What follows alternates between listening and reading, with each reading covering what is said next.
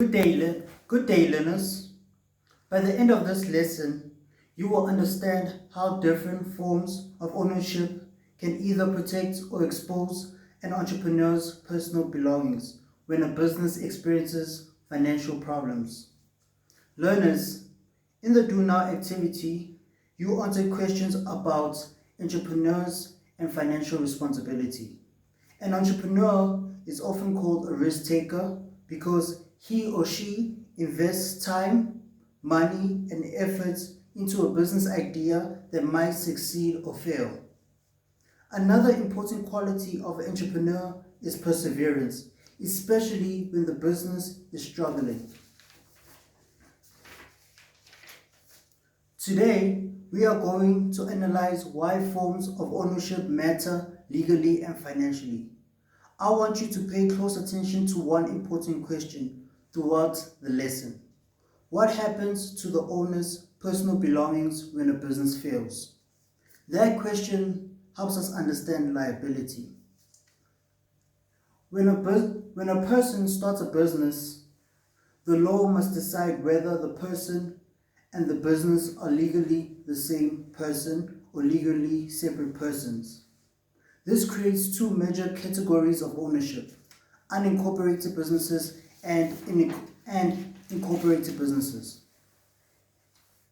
An unincorporated business includes businesses such as sole proprietaries and partnerships. In this type of ownership, the law does not separate the owner from the business. The owner and the business are treated as one legal person. This means if the business owes money, the owner owes money. If the business signs a contract, the owner signs a contract. If the business fails, the owner is personally responsible for the consequences. This is called unlimited liability. An incorporated business, such as a private company, becomes a separate legal person after it has been registered with the Companies and Intellectual Property Commission, as also known as CPEC. This separate legal person is called a juristic person. The company can own property, borrow money, enter contracts, and carry its own debts. Because the company becomes legally separate from the owner receives protection called limited liability. Limited liability means the owner can only lose the amount invested in the company. Personal belongings are generally protected. Now, learners, I am going to work through Sam's donor shop example step by step. As I solve this problem, I will explain my thinking process out loud so you can understand how to analyze liability questions in business studies. First, step 1, identify the forms of ownership. The first thing I ask myself, what type of business structure does Sam have? This scenario tells us Sam is a sole proprietary. This is the first clue. Step 2, identify the debt. Now I look at the amount owed. The scenario says that Sam owes 100,000 to the bank.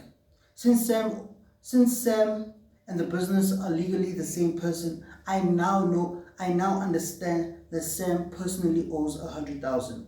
Then step 3, analyze the business assets. Next, I ask myself, how much money can the business assets cover?